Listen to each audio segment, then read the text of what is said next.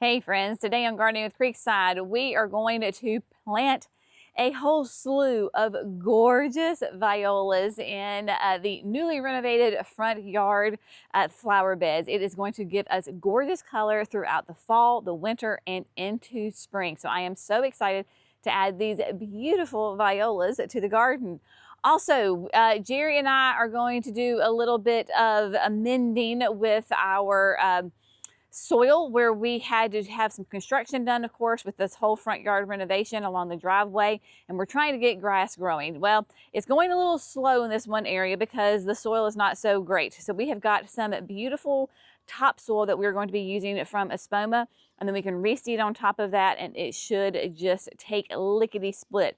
And then finally, somewhere in there during the day, Jackson and I are going to come through and we are going to limb up the maple trees that go along our driveway. It is fall's a good time to go ahead and kind of limb them up a little bit.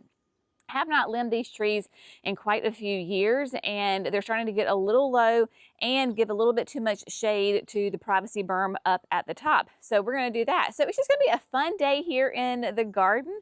Early October in North Carolina, a zone 8A. It is a beautiful day. Gorgeous Carolina blue sky. Temperature is quite cool. The air is dry. It is lovely, my friends. So I have got my number one sidekick. There she is. She is here with me. And so we're going to get these violas in the ground. So first things first, let's talk about violas. So I have got a gorgeous selection of these violas. Now, violas and pansies, you'll hear those a lot, especially in the south. You see them a lot in the garden centers in the fall. In my cooler zones, you will see them in the springtime in your garden center. For us in the south, they do last throughout the fall and the winter. And of course, the sun is coming up this morning, and so I'm kind of playing with that. This is a beautiful mix. Let me make sure I get this right. Yes. This is the Color Max Lavender Flash. And the Color Max series is going to be more heat tolerant and more cold tolerant. So they're going to do really good here in the beginning of the season when we still can get some temperatures, up in the mid to upper 80s. And then in January, February, when those are the colder months, then they will bloom well then too. So violas and pansies, you hear those all the time. So little bit of education here. So all pansies are a type of viola, okay?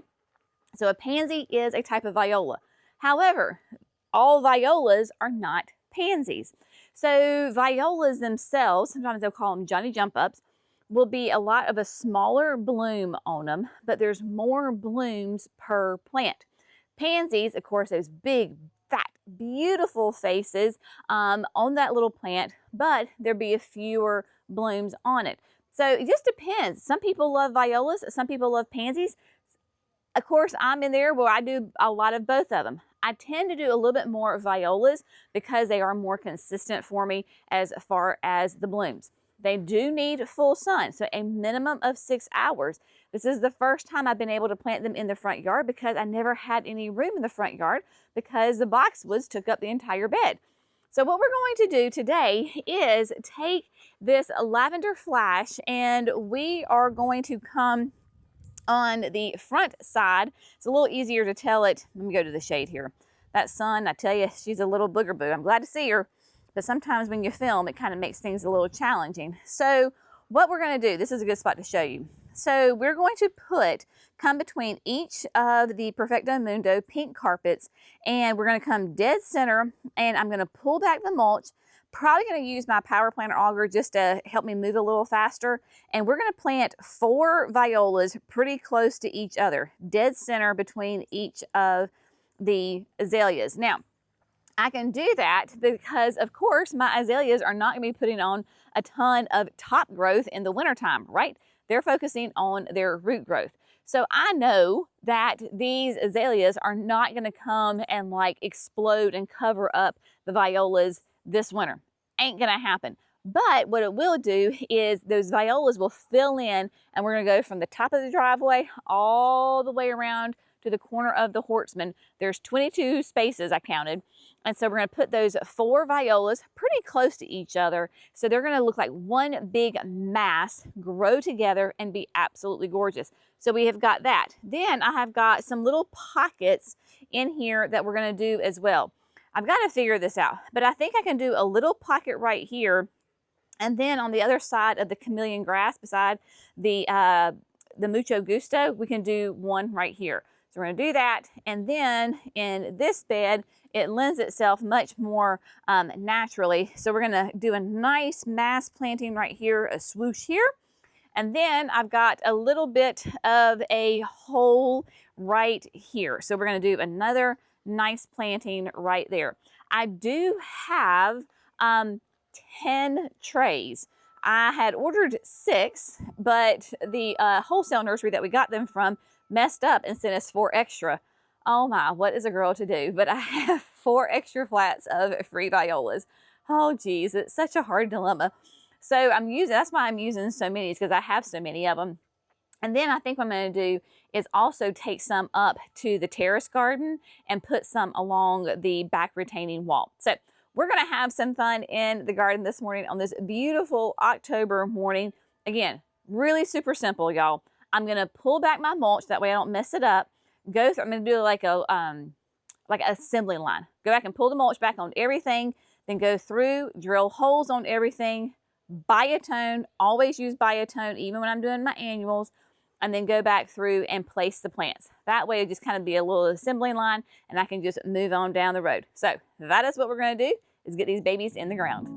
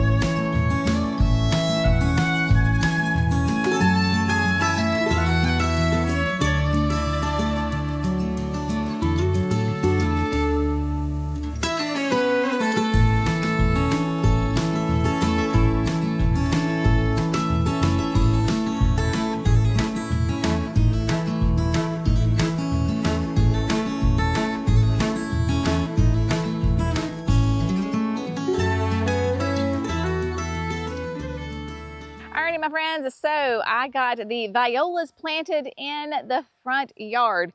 It was about 7.5 trays, so they gobbled up faster than I thought they were going to, but oh my goodness, violas just make me smile. I don't care what color they are, so whatever color, floats your boat, just go for it.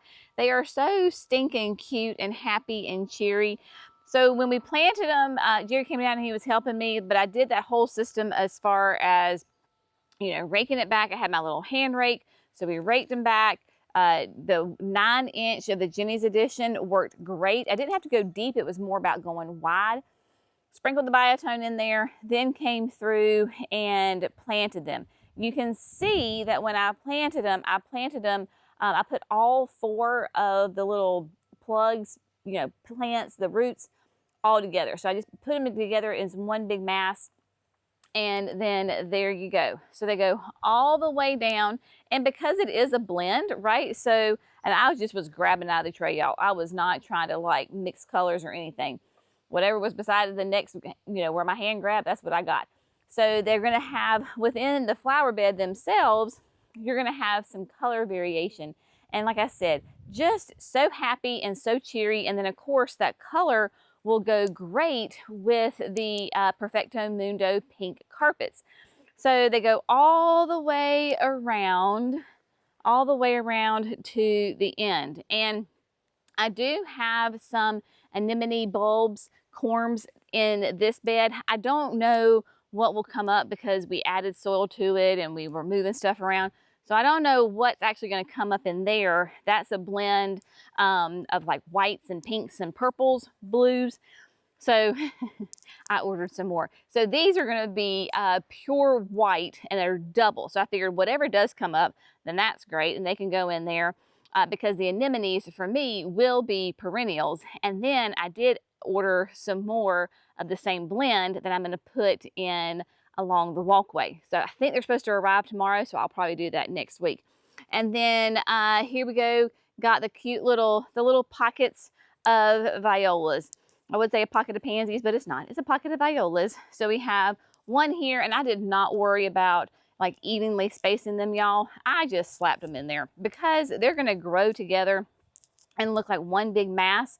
Come the spring, they are going to be absolutely gorgeous. So we have a pocket there, and then we have the pocket over here.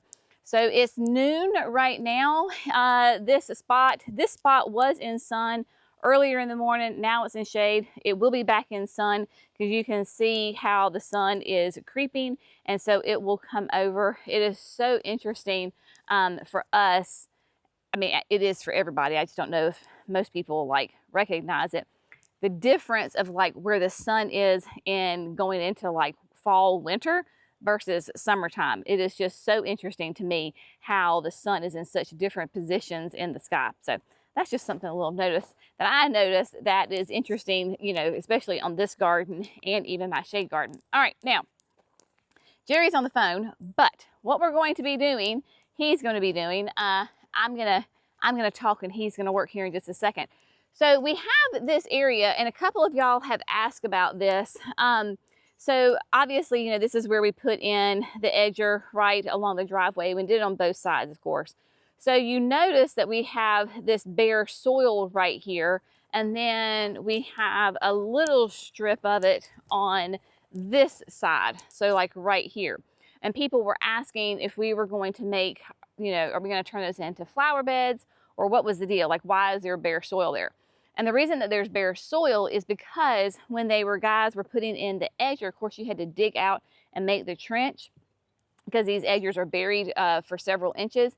And so, you know, you make a mess. And so on this side, what we did is we went back, because there's like the little gravel is over here deep down in there. So what we did on this side was we had some bags of the black gold, the ultra outdoor, and we went ahead and just laid it down. So it's just a darker color, but there is grass seed on top of that. On this side, we needed to raise the elevation up because this was such a steep slope right here that the edgers really did not have any soil on the back side of them. Like there was really nothing back here to really hold them in on this edge. So we ordered a load of the soil. I wouldn't even say it's like topsoil. It's from the fella that he's local. He's like 5 minutes down the road, and he makes his own like blends of soils, and he brings them in his like dump truck, right? So this is like bulk stuff. He's great. We love him. And so we did that to raise the elevation. We went ahead and put down some grass seed, and some of it is germinating in some spots. But if you look closely, like this is not what I would call like premium soil, right? So it's really blonde because of course it has a lot of the red clay in it. It's got some rocks in it and some different debris, not debris, that sounds bad, but you know, like sticks, bark, that kind of stuff. And so this area is struggling, and this grass here has always struggled terribly. So 'tis the season for the nursery, because even though it's October, we're already gearing up for next year. So we are, this is the time of year, and in the coming couple of months, where we order like all of our pots. So like all the pots for the annuals to go in, our hanging baskets, our bulk professional soil. So all the soil that we'll use to pot up the plants. Like today we had a tractor trailer load of the various Espoma fertilizers. So like all the biotone, the hollytone, the rose tone, the plant tone, all of that stuff, like that came. And so that's really going to be geared for like next year's growing season to sell online and here at the garden center. The day before, we had a tractor trailer it was full of land and sea and then various Espoma soils because we're trying out some of the different Espoma soils. So I think Jerry got 2 pallets to try out their lawn soil. So that's what we're going to top dress. He's going to top dress. I'm gonna let him do it because I got some more violas to plant. He's gonna come through and top dress. I think he looked on the bag and it called for like 16 bags to do this area. So this is the lawn for repairing and seeding. So it has that lawn soil enhanced with the earthworm castings, the mycotone, alfalfa meal, kelp meal, feather meal. The mycotone has the mycorrhiza in it. Let me flip over the bag. All right, so when you're going to use this, there's different ways that you can use it. So you can use it on like brand new lawns when you're just now seeding it. So it gives you all the different instructions, right? So your new lawns, if you're overseeding established lawns, you're top dressing established lawns, all that kind of stuff. And it tells you everything. And then it tells you how many, like if you're going to do 1/4 of an inch, this one bag will do 72 square feet. If you're going to do 1 inch deep, it'll do 18 square feet. But it looks like, if you're familiar with land and sea, it looks very much like that. And so what he's going to do is go through and sprinkle it out, and then he will come back through with the rake and smooth it out. And then, are you going to put seed on top of this? I may later. Eventually, yeah. Not today. So he will eventually, I don't know if we have any seed right now, but he'll come back and do that later because we do have some grass seed that's coming up. But this is just going to add that extra organic layer. Of course, have the mycorrhiza in there, which, as we know, is very good for all the strong roots and all that stuff. So it's just something different that we're trying to see how it does for those patches and those certain little areas that you need. Your lawn needs a little extra love, right? So that's what we're doing. I think we are going to have some of this at the garden center if folks who are local, you're interested in it. So we'll have this, and I think we've got, of course, got tons of land and sea, which is on special right now. So yeah, so that's just what we're doing. So we're going to let him go ahead and lay this out. Like you see, he is just sprinkling. And then I think he'll probably come back with the rake just to kind of even it out. But yeah, I mean, that's it. And then of course we have, y'all, I tell you, the saga continues around here. So remember, I think it's what, did you tell me how many bags we were doing? You said 16. 16. Yes. So remember, what was it? I don't know, 6 weeks ago, something like that, where our well kaputzed, right? The well went out. Well, long story short, it was due to lightning. And so the lightning struck it and took out the well. So we figured that out. But we didn't figure out till later is it also took out or did something to the irrigation. So like all the wires that are in the front yard. So it has been a doozy of a time trying to figure out the irrigation and like the zones and what works and what doesn't work. And Jerry's put new controllers in, and all that to say is the lawn irrigation is not working at 100% right now. So he's having to like switch wires around and do all this stuff. So once the irrigation starts working and we get some consistent moisture on here, then that seed will germinate, I would say, really quickly and be quite happy in this soil. Yeah, I think that's going to be good. You know, between this, some good soil, which that is some good soil underneath there, and then with this topsoil on top. And we added with the turf tone as a starter. Yep, turf tone. And then we've already got some germination happening here in the front yard and this over here and at the signature garden. So I think we're going to go ahead and hit it with that. The winterizer. The winterizer fall. The fall. Yeah. The one coming out of summer. Yeah. Yeah, that's the winterizer. Yeah. And so when we did the lawn and aerated it and all that, I think what they're talking about is because like the field that's beyond the daylilies, between the daylilies and the berm, that's a really good stand of grass. And so I think we're just gonna put probably down the winterizer. It's the winter blend of the fertilizer and not actually overseed because, you know, anyway. Yeah, it's the fall, the brown one, the one coming out, and then there's a winterizer for later. Yeah. This is the fall one. I'll put the picture up, y'all. I don't have it in front of me, and it's lunchtime, so I can't tell you what exactly it's called. It's the brown bag. I thought it was called winterizer, but I don't know. We'll put the picture up for you. So if you see that, then there you go. Yeah, you may be right. I think I am. Because there's the all seasons up there. Yeah. And then there's the fall winterizer. You heard that. I don't know. See, doesn't have a mic on, so we didn't actually hear him say I was right. You'll just have to take my word for it. That's what he said. All right. So he's going to spread those out, and then I'm going to go pop these other little violas in the ground. Then it'll be lunchtime, and then Jackson and I are going to hit these maple trees.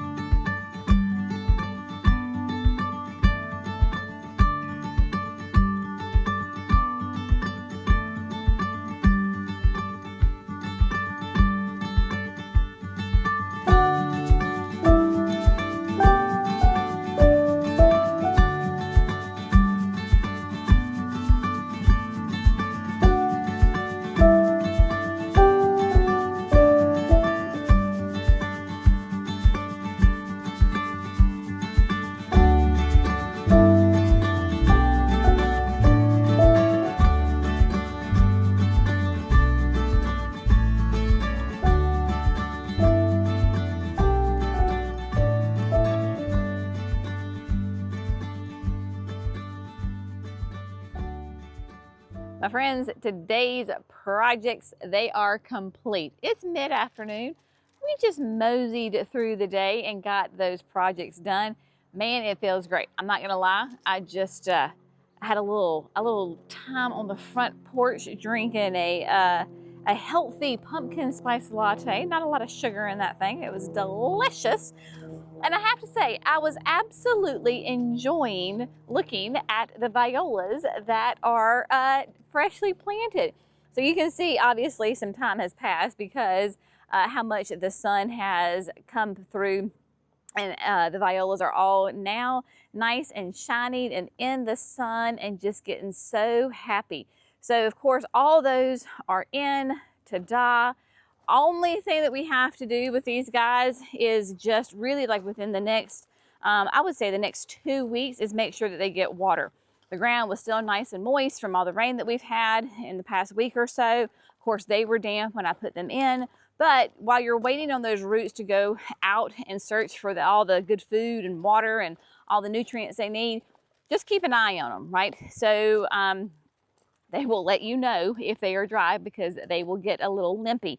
Give them a shot of water. You don't want that ground soaking wet. You just want it moist so that they're nice and happy. As long as they're perky, then I'm gonna leave them alone. If they start to show some signs of they're thirsty, then I will give them water. So they are good to go. I'm gonna show you the other ones that I put in at the terrace garden in just a second, but I walked up here. We trimmed on the trees. Now y'all, we are no arborists, and by no means am I trying to tell you how to trim your trees. But I do know that over time, those limbs, they get low and they start, hanging down, and I need more light in it. I am sure that there are other limbs that we could have taken out, but just getting them up and letting that sunlight through, the two that were the most concerning, quote, concerning to me, were the two that are in the privacy berm. And immediately after Jackson went ahead and cut those for me, you can see now, and probably it looks like it, the Stokes asters, they're kind of doing a little wilt, a little heat wilt. The Stokes asters, which are the clumps of green right here, they are full sun plants. Like, they are full sun perennials. They want all that tons of sun. They're very drought tolerant once established. But you can see, especially like this one, is getting a little limpy. And that is just because it was used to being in the shade. They'll be fine. They'll perk right up. But now allowing all of that beautiful sunlight to get in here will help tremendously. This area was really struggling at the end of the summer. just because it was not getting enough sun. You can see I've done a little bit of cleanup already, and then kind of the same thing over here with the very first maple tree. Sure sign that you're not getting enough sun is my eucomis laying flat on the ground, as is the sedum, right? Perennial sedum, I mean splayed wide open. This screams, I do not have enough sun, and I need more sun. So really, I don't even know if this will get enough sun, even just by trimming the tree limbs. So, as we've talked about earlier in other videos, that I will be moving plants this for the, I don't know, the next 6 months, right? So plants that are either very happy where they are and they're crowding out other things and we need to kind of thin out. So I will move those, rearrange a little bit, maybe move them to other gardens, whatever. Plants like the sedums that are not happy where they are, dig them up, put them in an area where they will be happy, because that's the thing about our gardens, right? They're constantly growing and changing. Those maple trees, it was 4 years ago that we planted the berm. And so what happens in 4 years with maple trees? That's right, they get a lot bigger. So my sun conditions that I did have, I no longer have. So that's the beautiful thing. And just, you have to look at it as an opportunity, right? It's an opportunity to try a new plant. Maybe one day I'll be able to have like some shade stuff up there. I'm actually kind of thinking about maybe putting some of the new storm-proof hydrangeas kind of up there near the fence, because that will, they'll still get enough sun now that we've gotten the tree limbs up. They'll get enough sun, but maybe they'll get a little bit of a break and not be in the sun all day. Things like that, right? So you just kind of play around with. All right, let's talk about the rest of the violas. I did not think I was going to plant 10 trays of violas today, but guess what?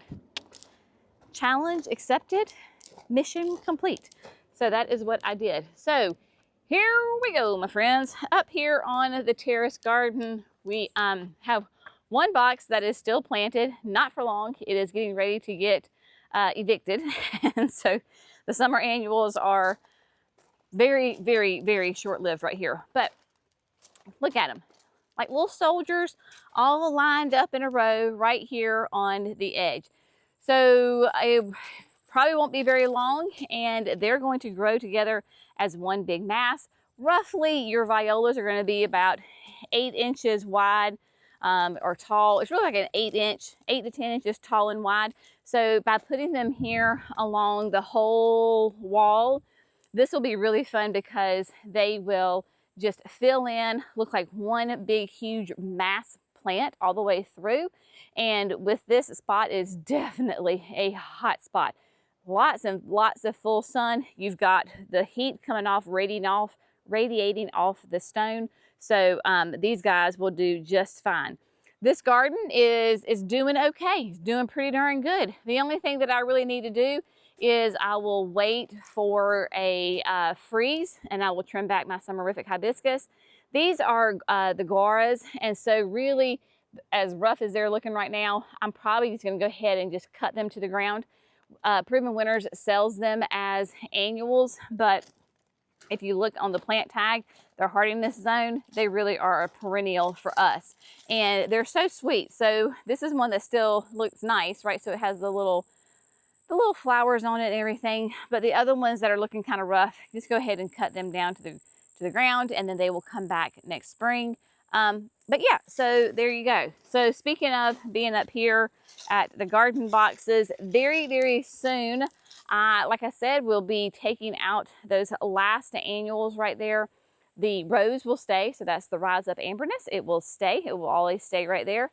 And then I am going to be planting a winter garden. Yes, I am, my friends. Very, very excited about this. So, you know, last winter we did a mixture of tulips in here. So this year we're going to do some veggies. The center box that has all the annuals in it, that's going to be a combo of some herbs and fun things like that. And then we're going to do like lettuces and kales and garlic and carrots and radishes, all of those kinds of fun things. So that will be coming up pretty soon, because now that we're getting into some actually cooler weather here in North Carolina, it'd be a great time to do it. So lots of fun things ahead over here. And yeah, so it has been a great day here at the house, getting all sorts of fun things done. The violas, they're so cheery and happy. Make me happy every time. If you have found this fun, informative, inspirational, we would love it if you would like and subscribe to Gardening with Creekside.